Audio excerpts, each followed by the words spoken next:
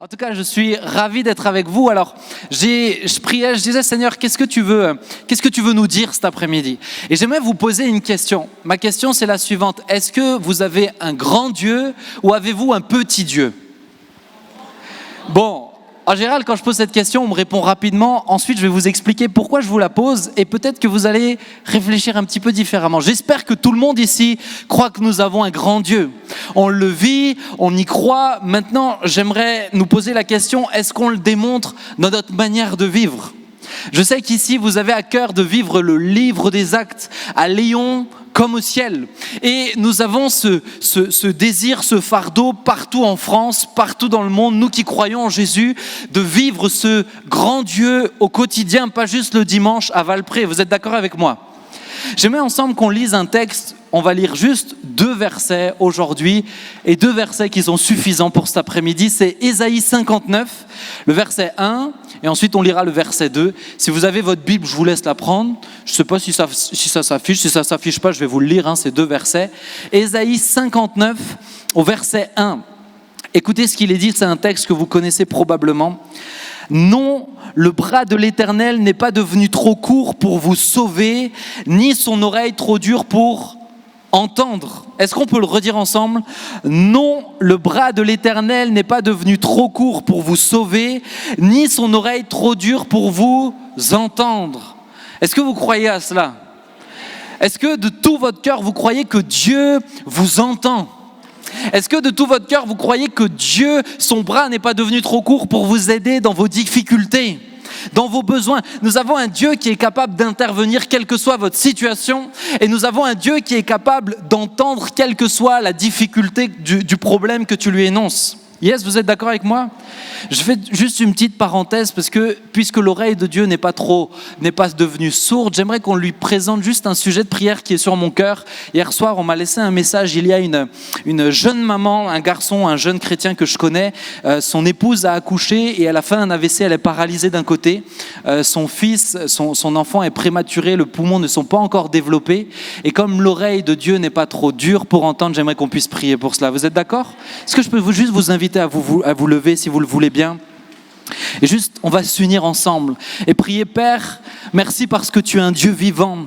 Et ta parole nous dit que vous vous unissez à demander, croyez que vous le recevez. Seigneur, moi-même, je ne connais pas cette jeune femme, mais je connais son époux. Et je te prie de tout mon cœur, Seigneur, touche la maman. Et que, Seigneur, cette paralysie, tout d'un côté, Seigneur, disparaisse totalement dans le nom puissant de Jésus-Christ. Et Seigneur, je te demande également que tu puisses bénir ce petit être. Seigneur, touche-le, que vraiment ses poumons, Seigneur, se développent convenablement, qu'il n'y ait aucune séquelle, Seigneur, à cet accouchement prématuré, parce que ton oreille n'est pas trop dure et parce que ton bras n'est pas trop court. Nous croyons que tu vas te manifester encore, que toute la louange et la gloire te reviennent pour ce que tu vas faire. À toi soit toute l'honneur et la louange, Père. Amen. Amen. Amen. Et si j'ai des nouvelles, je les passerai à Matthieu pour que vous puissiez vous réjouir avec nous. Je le crois que Dieu va se manifester. L'oreille de Dieu n'est pas trop dure et son bras n'est pas trop court, chers amis. Qui que tu sois, peut-être que tu es là, tu as 30, 40 ans d'expérience avec Dieu et avec le temps, tu as oublié que Dieu reste un grand Dieu. Et peut-être que tu es là et tu ne connais pas Dieu du tout. Mais j'aimerais te le dire, tu es au bon endroit. Pourquoi? Parce que ce grand Dieu est ici. Il n'est pas ici à cause des murs, il est ici parce que sa famille est ici. Vous êtes d'accord avec moi?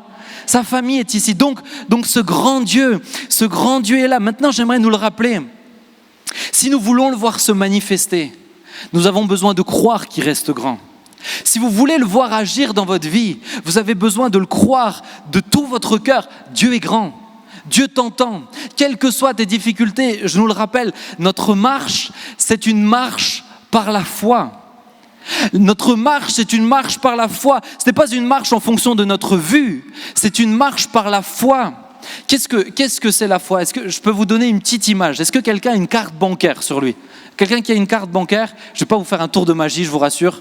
On dirait un magicien qui vient. Mathieu, bizarrement, il n'a pas sa carte sur lui. Merci beaucoup. Nous avons là une Gold Mastercard, c'est pas n'importe quoi. Alors, si vous avez de quoi noter, je vais vous dire les chiffres. Ça commence 49. Non, je m'arrête, je t'inquiète. Mais la foi, c'est comme cette carte bancaire. Regardez bien, cette carte-là, C'est rien du tout. C'est rien du tout si elle reste sur cette table, elle ne sert strictement à rien. C'est littéralement un morceau de plastique. Vous êtes d'accord avec moi? Ça, c'est un morceau de plastique et il n'a pas autant de valeur. Tu oublies ta bouteille quelque part, tu cours pas aussi vite que si tu oublies ta carte bancaire quelque part. Vous êtes d'accord avec moi? Mais cette carte-là, pourquoi elle a de la valeur? Parce qu'elle peut potentiellement se connecter à un compte bancaire qui, lui, a énormément. Tout dépend le compte. Comme c'est une gold, je pense qu'il doit... Mais, chers amis, cette carte-là, si je la laisse ici, elle ne sert à rien. Mais cette carte-là, si je la connecte à un terminal, si je la connecte à un guichet, si je la connecte à un TPE, alors tout à coup, elle a du sens. Ta foi, c'est exactement la même chose. C'est ce qui te relie au compte bancaire céleste.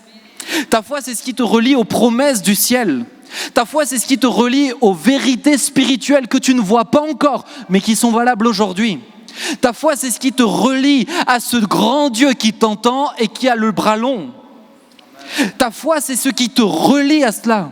Maintenant, ta foi, si tu la gardes juste dans ton cœur, mais que tu ne l'utilises jamais, elle ne sert à rien. Si ta foi ne fait que dire « je crois » quand tu es ici, quand Matt ou quelqu'un d'autre chante, ça ne change rien. Ta foi, elle doit être concrète, pratique, lorsque tu en as besoin au quotidien, tous les jours de ta vie. C'est important de comprendre, la foi c'est indispensable du lundi au dimanche. De ton premier jour où tu crois à Jésus jusqu'à ton dernier souffle, ta foi doit être utilisée. C'est quelque chose que tu dois utiliser. Si maintenant je laisse cette carte bancaire dans ma poche, elle ne sert strictement à rien. Des fois j'ai l'impression, vous savez, qu'on coince notre foi entre deux pages de Bible. Et quand on l'ouvre, on dit « Ah, ça me fait du bien ». Mais dès que tu as fermé, tu as déjà oublié que ça t'a fait du bien. Bien-aimé, notre grand Dieu est grand et veut se manifester, mais il le fait seulement dans la mesure où réellement tu crois en lui. Et je pense que des fois, on oublie à quel point Dieu reste grand. Des fois, on a tendance à oublier. Vous savez, on peut s'habituer à tout. On peut même s'habituer à la présence de Dieu. Si tu ne fais pas attention, tu peux oublier que c'est pas parce que c'est une équipe de louanges ici que c'est bien, c'est parce que Dieu est grand que c'est bien. On peut s'habituer à tout. Moi, je suis marié avec Sylvia, ça fait 7 ans. Matt l'a dit, on a notre petit garçon Adam, on a le deuxième héritier qui arrive cette année encore. Et tu peux t'habituer à une vie de famille. Tu peux t'habituer à ton épouse. Au début, tu n'as que Dieu pour elle et après tu t'habitues. Je ne parle pas pour moi, je vous rassure. Mais je veux que vous compreniez, on s'habitue à tout. Si tu ne fais pas attention, tu peux t'habituer à la présence de Dieu. Si tu ne fais pas attention, tu peux t'habituer au fait que tu pries, tu lis la Bible, tu vis une routine, mais Dieu reste grand parce que tu réalises que Dieu est grand. Vous me suivez ? Est-ce que tu crois à ce grand... Je vais te la rendre parce que je vais partir avec, sinon je vais l'oublier. Donc, comme dit, vous avez repéré, hein, Gold Mastercard ici. Hein, merci. Voilà, si vous avez besoin. Ta marche, mon ami, est celle de la foi. Mais écoute bien ceci. Dieu aime la foi et non la perfection. Ce qui plaît au cœur de Dieu, c'est la foi, mais ce n'est pas la perfection. Beaucoup de gens qui, peut-être vous êtes là pour la première fois, rentrent dans une église ou parlent de religion. Et entre parenthèses, moi, j'aime pas cette notion de religion. Religion, c'est des règles qu'on suit. Moi, c'est un lien. C'est ce lien qui me rapproche de Dieu. Le mot religion, religare, ça signifie lien à la base. Maintenant, c'est plus un lien, c'est des chaînes. Mon ami, la perfection, c'est je fais tout ce que je peux pour atteindre le cœur de Dieu. La foi, c'est de dire, je sais que je suis incapable de faire bien, mais je crois que Dieu a fait pour moi. Ce que Dieu veut, c'est la foi. C'est pas la perfection. Et peut-être que tu es là, tu cherches Dieu et tu dis, je suis pas assez parfait. Je fais n'importe quoi. Je suis bien trop loin. Je suis bien trop ceci. Mon caractère, oh là là. C'est pas ce que Dieu te demande. Dieu te demande que tu crois qu'il est là. Dieu te demande que tu crois qu'il est capable de te transformer, que tu crois qu'il est capable de te libérer de tes chaînes, que tu crois qu'il est capable de t'aider dans toutes tes difficultés. C'est ça ce que Dieu demande. Et encore une fois, que tu aies 15 ans ou que tu en aies 75, Dieu s'attend à ta foi et non à ta perfection. Combien essaye de plaire à Dieu? Ça ne marchera pas. Ça ne marchera pas. Pourquoi? Parce que ce n'est pas ça qui te rapproche de Dieu. Nous avons un grand Dieu capable d'intervenir, mais ce Dieu-là s'appuie sur notre foi. Et ta foi s'appuie sur ta communion avec Dieu. Tu ne peux pas dire j'ai une grande foi si tu as une petite communion avec Dieu. C'est les fondamentaux que je vous prêche ce matin. C'est compliqué. Hein. Fondamentaux que je vous prêche cet après-midi. J'ai l'impression d'être à l'heure du goûter avec mon fils. C'est les fondamentaux. Mais ces fondamentaux, si tu ne les vis pas quotidiennement, tu perds l'essentiel. Ta communion te fait grandir dans la foi. C'est ton intimité personnelle, le fait que tu prennes du temps avec Dieu. Comment je peux être proche de Sylvia si je ne lui parle jamais à Sylvia ? Comment je peux être proche de Matt ou Sarah si je ne leur parle jamais ? Comment je peux croire que ma femme c'est la meilleure du monde si jamais je suis proche d'elle ? Comment tu peux croire que Dieu est grand si tu lui parles seulement quand tu as une galère ? Une communion, un lien qui t'unit tous les jours, encore une fois. Pas juste lorsque c'est l'heure du goûter le dimanche après-midi. C'est cette proximité avec Dieu qui te rapproche de lui. Vous me suivez ? La foi, ce n'est pas les grandes phrases. La foi, c'est pas juste lever les mains le dimanche. La foi, c'est une démonstration concrète du fait que tu crois que Dieu est grand. Est-ce que je peux vous donner un petit témoignage ? Il y a quelques temps de cela maintenant, vous savez, quand on est pasteur, on a un de nos rôles, c'est de relever ceux qui sont fatigués. Et quand tu es particulièrement avec les jeunes, ils sont souvent fatigués, les ados, hein, c'est compliqué. Hein. Spirituellement, c'est à peu près la même chose. Il y a des jeunes dans la salle ? Oui, il y en a plein. Ok, je vais prier pour vous, Matt et Sarah. Mais un jour, j'étais avec une jeune qui était dans une passe difficile spirituellement, et puis ça allait pas, etc. Et je lui dis, mais viens, on va manger ensemble. Donc moi, mon endroit, mon QG pour manger avec un jeune, c'est le McDo. J'ai l'abonnement sur le téléphone, j'ai le nombre de points, etc. Je sais exactement où sont les McDo, etc. Et là, on s'est retrouvés à un McDo à midi, à côté d'une université. Quelqu'un qui sait ce que ça veut dire. On voit qu'il y a une experte du McDo pas loin. Mais McDo, heure d'université, c'est heure de pointe à Lyon, quoi. Ok ? On était tellement serrés que je sentais littéralement les fesses des gens me presser pour faire la queue pendant que moi je mangeais mon burger. Et là on parlait, il me disait c'est dur, j'en peux plus avec Dieu, j'arrive pas, je tombe tout le temps, etc. Je dis mais vas-y, accroche-toi, Dieu veut te relever, Dieu est avec toi, Dieu te laisse pas seul, Dieu est là. Et on parlait, et donc elle était là, et je la relevais comme ça. Et à un moment donné, dans le hall, je vois une jeune femme allongée par terre. Je dis c'est un drôle d'endroit pour faire une sieste quand même.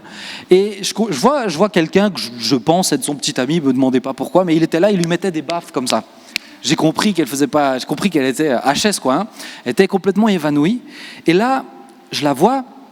Attendez, j'ai Google qui s'allume sur mon téléphone. Et là, je la vois et et à ce moment-là, le Saint-Esprit me dit va prier avec elle.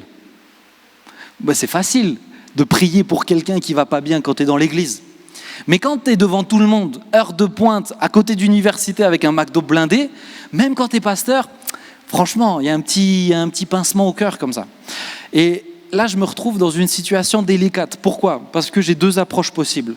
Première, c'est, si j'y vais pas, la jeune, elle a très bien repéré la fille couchée par terre. Et elle me dit, tu vois, même toi, tu n'y crois pas. Deuxième option, si j'y vais et qu'il ne se passe rien, elle me dit, tu vois, même pour toi, ça ne marche pas. Et elle l'aurait fait, elle la connaissait, elle l'aurait fait, sans scrupule. J'étais bloqué. Et là, j'arrivais même plus à parler avec elle, j'étais obnubilé par cette jeune femme. Et à un moment donné, je dis, écoute, je vais aller prier. Tu viens avec moi ? Elle dit, jamais de la vie, ça va ou quoi ? Donc elle m'a laissé comme ça, il faut sauver le soldat Ryan, je suis parti vaillamment, tout seul. Et là, je me rapproche auprès de ce gars, je lui dis, excuse-moi, je vois qu'elle est évanouie. Écoute, moi je crois à Dieu. Je crois en Dieu et je crois que si on prie, il peut se passer quelque chose. Est-ce que tu es d'accord que je prie avec elle ? Et je pense que c'est la question la plus bizarre qu'il ait jamais entendue dans un McDonald's. Il me regarde et il a fait comme ça. Moi, j'ai pris ce que je peux prendre. J'ai pris ça pour un oui. J'ai dit, ok, ça doit être un oui. Donc, je me suis baissé. Et en fait, donc, moi, elle était couchée comme ça. Et ça donne sur la sortie, vous voyez ? Et c'est exactement comme là. Je sentais des centaines de regards posés sur moi. Ça vous est déjà arrivé de vous sentir observé ? Et des fois, tu te sens observé, tu te tournes et tu ne sais pas qui est en train de... Et bien là, c'est exactement ça. Et là, j'étais là, je me rapproche, je me baisse. Quand je prie pour un malade ici, quand on prie pour des malades ici, c'est « Oh Seigneur Jésus, toi le grand Dieu qui est... » Là, jamais tu fais ça dans un McDo. Parce que tu sais. Et là, je priais. Et tu sais, la foi, c'est une démonstration. La foi, c'est pas juste ces belles phrases, ces belles intonations. La foi, c'est pas de l'éloquence. La foi, c'est vraiment, est-ce que tu prouves à Dieu que tu crois en lui? Et là, je me baisse et j'étais plus proche de la supplication que de la proclamation. Et vraiment, je suis honnête, hein, j'étais pasteur déjà. Et là, je dis juste, Seigneur, c'est vraiment chaud là. Et je dis, tu vois là, je me suis embourbé dans quelque chose où il ne faut pas que tu me laisses. Et j'ai dit, et j'étais en train de prier comme ça, j'étais un peu désespéré vraiment, parce que je me disais, je vous explique, dans ma tête, je priais, je parlais à Dieu, et en même temps, mon cerveau, il réfléchissait. Et j'étais déjà en train d'anticiper. Je disais, ok, dès que je dis Amen, je tourne ma tête, je ne veux pas voir qu'elle ne se lève pas, et je pars tout de suite. Je laisse l'autre, je pars direct. Et il y avait la porte en face de moi. Et là, et pour vous montrer à quel point c'était vraiment, j'étais pas une grande foi, les amis. Hein. Et là, je prie, et à un moment donné, je me dis, ça fait quand même long. Il faut quand même que je conclue. Et je dis, ok, Seigneur, vraiment qu'elle puisse se lever maintenant, au nom de Jésus. Amen. Je pars pour tout de suite tourner et partir. J'ai même pas le temps de dire, de tourner ma tête. La fille ouvre les yeux, se remet droit. C'est complètement fini. Complètement fini. Et là, en pasteur mature, vous aurez juste dû dire « Merci Seigneur, que Dieu te bénisse ». Et là, je l'ai pris, j'ai montré à la jeune, j'ai dit « T'as vu ce qui s'est passé ?» Mais moi-même, j'étais surpris. Pourquoi ? Parce qu'on a tendance à oublier que notre Dieu est grand, les amis. On a tendance à oublier. Mais regardez ce qu'il est dit dans Ésaïe 59, verset 1. Quel est le premier mot du verset ? Est-ce que quelqu'un peut me le dire ? J'ai pas bien entendu. Non. Le premier mot du verset, c'est non. Si vous lisez le chapitre 58, vous lisez le dernier verset, ça termine pas par une question. Le non ici, dans ce texte, vient de nulle part. Pourquoi ici, Ésaïe commence où Dieu dit au peuple non ? Parce que dans la tête du peuple, ils étaient déjà en train de se dire « L'oreille de Dieu est devenue sourde. Sa main est devenue trop courte. » Dieu savait ce qu'ils étaient en train de penser. Dieu savait ce qu'ils étaient en train de vivre au fond d'eux. C'est pour ça qu'il leur dit non. Pourquoi il y a un non ? Parce qu'il y a de l'incrédulité. Il y a du doute. Pourquoi Dieu répond ? Dieu dit non pour répondre à leur incrédulité, pour répondre à leur doute. Mais écoutez bien, verset 2. Non, la main de l'Éternel n'est pas trop courte. Verset 2. Mais ce sont vos fautes qui ont fait séparation entre vous et votre Dieu. Ce sont vos péchés qui vous l'ont caché et l'ont empêché de vous écouter. Il répond à leur incrédulité et il donne la raison. Il dit, pourquoi vous croyez que la main de l'Éternel est trop courte ? Pourquoi vous croyez que son oreille est trop dure ? À cause de votre péché. À cause de votre manière de vivre qui fait une séparation entre toi et Dieu. Écoute bien, là où il y a du péché, l'incrédulité arrive. Si tu acceptes une dimension de péché dans ta vie, toi qui marches avec Jésus, tôt ou tard, l'incrédulité va rentrer dans ton cœur.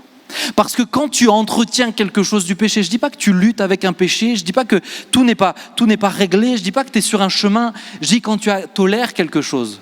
Lorsque tu acceptes un comportement, lorsque tu acceptes des pensées, lorsque tu acceptes des paroles, lorsque tu acceptes des regards que personne ne voit parce que tes lunettes sont bien teintées, toutes ces choses-là, petit à petit, donnent un fruit. Et ce fruit, c'est l'incrédulité. Là où il y a péché, il y a incrédulité. Tu veux que ta foi soit grande. Tu veux croire à un grand Dieu. Tu veux vivre un grand Dieu dans ta vie de tous les jours. Tu veux vivre à Lyon comme au ciel. Il faut alors que tu luttes, que tu résistes au péché. Il faut alors que tu sortes de cette pensée un petit peu, je dirais, laxiste. Et moi, c'est peut-être quelque chose qui m'inquiète. Il y a quelque temps de cela, je ne sais pas si vous en avez parlé ici, mais notre grand-père, à Sarah, moi et Mike, notre grand-père a rejoint le Seigneur, 95 ans. 95 ans, un homme qui était exceptionnel. Et le mot est petit. Il était exceptionnel. Mais il avait une crainte de Dieu, une sensibilité à qu'est-ce qu'il honore et qu'est-ce qu'il déshonore. Demandez à Sarah, demandez à Mike. Il ne jouait pas avec ça. De loin pas. Et ma crainte, c'est qu'on devienne vite laxiste. Ah, mais tu sais, aujourd'hui, tu sais, sur les séries Netflix, il y a toujours un truc, voilà, c'est là. Ah, tu sais, sur Insta, tu as toujours des pubs un peu chelous, c'est là. Petit à petit, on s'habitue. Et notre degré d'exigence diminue. Mais j'ai une nouvelle pour vous. Le degré d'exigence de Dieu ne diminue pas du tout. Notre sensibilité à ce qui plaît à Dieu et ce qui déplaît à Dieu est essentielle pour que notre foi grandisse ou diminue. Les deux sont liés. Et si vous voulez vivre un grand Dieu comme mon grand-père l'a vécu, alors il nous faut être sensibles à ce qui plaît et ce qui déshonore Dieu. Et quand nous sommes sensibles, alors nous marchons petit à petit dans cette foi qui s'agrandit. Pourquoi la relation avec Dieu et la foi et en même temps la dimension de péché sont liées? Mais c'est tout simple. C'est parce qu'il y a une question de perspective. Est-ce que je peux vous donner une image cet après-midi? Et il me faudrait Matt, si tu veux bien. Matt, t'es grand, d'accord? Un garde du corps. Mais tu vas jouer mieux, tu vas jouer l'image de Dieu. Hein? Ok. Et il me faudrait une deuxième personne. Rappelle-moi ton prénom. Irvine. Tu vas jouer l'image du péché. Je suis désolé, mais il m'en fallait. Hein. Voilà, t'es habillé en noir, t'avais qu'à bien te saper. Non, c'est pas vrai. Mais regardez, je vous explique quelque chose. Cette image-là que je vais vous montrer, je la partage souvent. Pourquoi? Parce que je priais pour un message et Dieu m'a vraiment donné ce parallèle. Viens, Irvine, viens d'abord près de Dieu. Comment nous, on voit les choses? Nous, on a l'impression qu'on est souvent... Regardez tous les deux. On a l'impression qu'on est souvent entre les deux. Vous savez, on est entre deux et on a l'impression que le péché et Dieu, on peut faire une vie un peu entre deux. Et puis, c'est viable. Le dimanche après-midi, moi, je suis là. Et puis, il y a 2-3 coups dans la semaine. Je me rapproche un peu. Vous voyez, et on a presque l'impression qu'ils sont copains. Ils sont tellement proches dans notre vie qu'on a l'impression qu'ils sont proches dans les faits. Mais j'aimerais vous rappeler que Dieu est 3 fois saint, parfaitement saint. Autrement dit, il est à l'extrême opposé de ce qu'est le péché. Vous me comprenez? Le péché est bien loin, très loin de Dieu. Le péché est très loin. La vérité, c'est pas qu'on se retrouve proche de Dieu et proche du péché en même temps. C'est impossible. Dans les faits, beaucoup de chrétiens se retrouvent là. Ni trop proche de Dieu, mais ni trop proche du péché. Et beaucoup de gens, et j'aimerais vous expliquer ça, beaucoup de gens sont là et se rendent compte, ils sont sensibles et disent « Ah, il faut que j'arrête ça, il faut que j'arrête tel comportement, il faut que j'arrête ceci, il faut que j'arrête cela. » Et ils voient le péché et ils essayent de s'éloigner du péché. Vous me suivez? La sanctification, le mot sanctification, c'est pas ça. Dieu te dit pas « Il faut que tu t'éloignes du péché ». Dieu te dit « Il faut que tu te rapproches de lui ». Est-ce que tu vas à Tassin la demi-lune en marche arrière? Pour ceux qui ont le permis, il y en a qui ont plissé. Est-ce que j'y vais en marche arrière? Non. Je vous assure, personne ne va en marche arrière à Tassin la demi-lune. Pourquoi? Parce que si tu veux aller dans une direction, il faut que tu regardes dans la direction. Beaucoup de gens pensent que s'ils s'éloignent du péché, s'ils mettent le focus sur le péché en disant « Ah, je résiste, je mets mon téléphone loin, etc. » Toutes ces choses-là, tu vas te rapprocher de Dieu. Tu te trompes. Parce que là, tu essayes de t'éloigner du péché avec tes propres forces. Qu'est-ce que Dieu te demande? Dieu te demande « Regarde à moi, aime-moi, prie-moi, aime ma présence, médite ma parole, rapproche-toi de moi. » Et plus tu le vivras, de fait, plus tu seras loin de l'autre. Plus tu seras loin. Arrête, et ça c'est vraiment sur mon cœur, plusieurs vous fonctionnez comme ça. Arrêtez d'essayer de vous éloigner du péché. Choisissez de vous rapprocher de Jésus.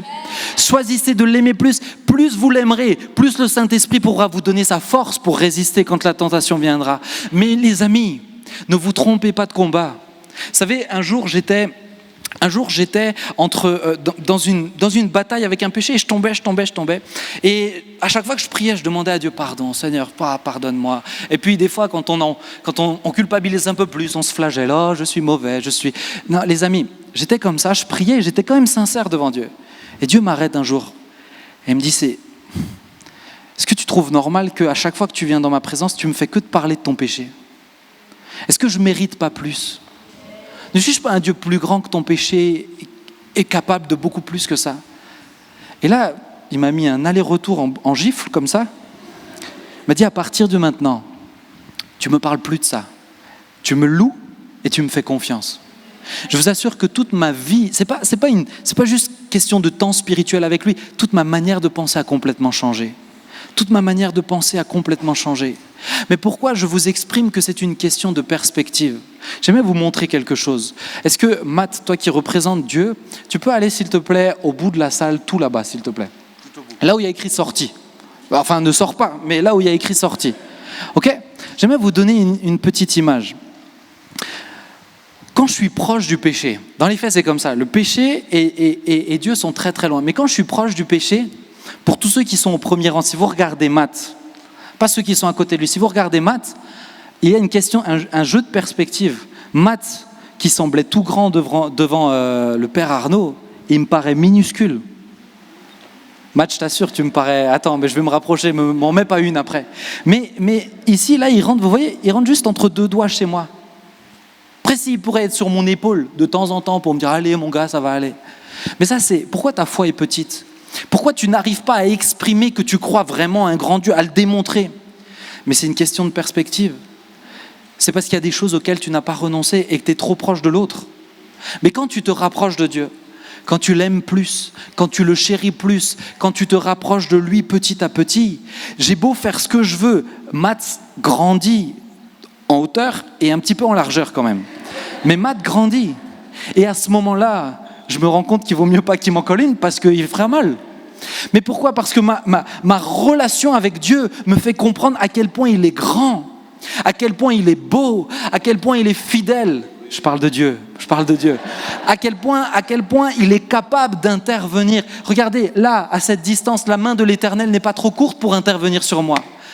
J'ai des coups de soleil et il le sait très bien, ce gars. À cette distance, le bras de l'Éternel n'est pas trop court. Il est capable de m'entendre. Pourquoi ? Parce que je suis loin du péché et proche de Dieu. Vous pouvez retourner à vos places tous les deux. Merci beaucoup. Mais, bien-aimés, gardez cette image en tête. Gardez cette image en tête. Te rapprocher de Dieu t'éloigne du péché. Te rapprocher de Dieu te permet de voir à quel point il est grand, à quel point il est fidèle. Vous savez, moi j'ai eu des moments, des hauts et des bas avec Dieu. J'ai grandi dans une famille de pasteurs. Mon grand-père était pasteur, mon arrière-grand-père était prédicateur et l'arrière-arrière-grand-père qui s'appelait Benjamin était aussi prédicateur. Famille de foi. Ma mère, si elle avait accouché sur une chaise d'église, ça ne m'aurait pas trop surpris. Mais vous pouvez vous appuyer sur plein de choses, sur l'héritage de vos parents, vous pouvez vous appuyer sur vos petites expériences de temps en temps, mais vous faites ce que vous voulez. Si vous n'entretenez pas une relation concrète avec Dieu, ça ne suffira jamais. Ta foi ne sera pas grande. Pour les plus anciens, je vois qu'il y a quelques cheveux blancs et certains des cheveux inexistants. Vous avez passé un cap. Mais pour ceux qui sont un peu plus anciens, peut-être que ce n'est pas sur l'héritage de vos parents, etc., mais peut-être que c'est sur vos expériences passées que vous vous appuyez. Ou vous dites, mais moi j'ai vécu ce qu'il fallait, c'est bon. Moi j'ai amené ma famille au Seigneur, c'est bon. Tes expériences du passé, ce ne sont pas des trophées que tu es censé déposer sur ta cheminée. Tes expériences du passé, c'est un carburant que tu mets pour te rapprocher de Dieu. Quand grand-père est parti rejoindre le Seigneur, on est tombé sur ses carnets, des petits carnets, tout simple. Il écrivait un nom, un lieu, même pas une date, et ce qui s'est passé. Et franchement, quand on les lit, il faut les décoder. Jocelyne, Seigneux-Légier, blessure. Bon, ben voilà, on sait qu'il avait vécu quelque chose là-bas. Mais pourquoi il notait tout ça ? Il notait pas pour se congratuler en disant « Ah, qu'est-ce que j'ai la foi ?» Pour se rappeler à quel point Dieu était fidèle hier et que Dieu sera fidèle demain et que Dieu est fidèle aujourd'hui. Ce que tu vis est censé te rapprocher du cœur de Dieu. Alors, de tout mon cœur, comme le peuple, j'aimais vous le dire, la main de l'Éternel n'est pas trop courte cet après-midi. Son ouïe n'est pas trop dure. Ce sont nos péchés qui mettent une séparation entre nous et lui. Je ne suis pas venu cet après-midi pour vous culpabiliser, mais juste pour vous aider à comprendre ce principe qui est spirituel. Plus tu te rapproches de Dieu, plus tu t'éloignes du péché. Plus tu te rapproches de Dieu, plus ta foi sera grande. Et plus tu seras capable de le démontrer concrètement. Et combien d'habitants à Lyon ? Ah ben, je vois que vous êtes cons. 1,5 million. Avec l'agglomération, 1 500 000 personnes. Bien aimés. Ici, il n'y a pas une personne qui peut se permettre de dire « une petite foi me suffira ». Il y a trop de travail. Il y a trop de travail pour vous. 1 500 000 personnes. Il y a trop de travail. Tu as besoin d'une grande foi. Tu as besoin d'une grande foi. Et certains, vous êtes ici et vous pensez, les grandes foi, c'est pour ceux qui ont besoin de prêcher. Les grandes foi, c'est ceux qui ont besoin d'exercer, qui ont un ministère particulier. Dieu appelle chaque enfant à croire réellement qu'il est grand. Est-ce que vous pensez, moi je vais avoir un deuxième, est-ce que vous pensez que je serais satisfait s'il y en a un qui me dit « Écoute, je ne suis pas hyper proche de toi, mais ça me va ». Ça me rendrait fou. Parce que je veux une relation proche avec, peu importe le métier qu'ils feront, je veux une relation proche avec mes 2, mes 3, mes 17 peut-être si Dieu le veut. Elle a dit non. Elle en voulait 20. Excuse-moi chérie, j'ai oublié de préciser. Mais, chers amis, Dieu aime cette proximité avec chacun d'entre vous. Et peut-être que tu es là et tu dis, mais moi je suis dans une addiction, c'est pas grave. Parce que plus, à partir d'aujourd'hui, si tu dis, Seigneur, maintenant vraiment je veux prendre au sérieux le fait d'avoir une relation profonde avec toi, plus tu vas te rapprocher de lui, je te le garantis, plus tu t'éloigneras du péché. Que tu le veuilles ou non, c'est mathématique, spirituellement mathématique, c'est indissociable. Plus tu te rapproches de l'un, plus tu t'éloignes de l'autre.